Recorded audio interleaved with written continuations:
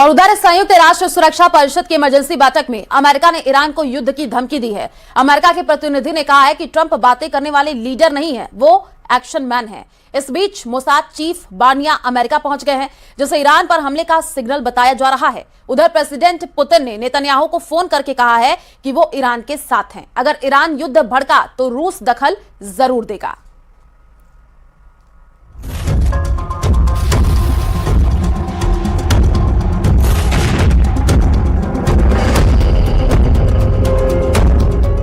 Trump की table पर 4 top secret file रखी हुई हैं। ट्रंप को तय करना है कि वो चारों फाइल में से कौन सा प्लान ईरान पर एक्टिव करने वाले हैं। ये चारों फाइलें ईरान ही नहीं, खाड़ी के कई देशों का फ्यूचर डिसाइड करने वाली हैं, क्योंकि इनमें से एक फाइल में परमाणु युद्ध का भयानक प्लान भी लिखा हुआ है।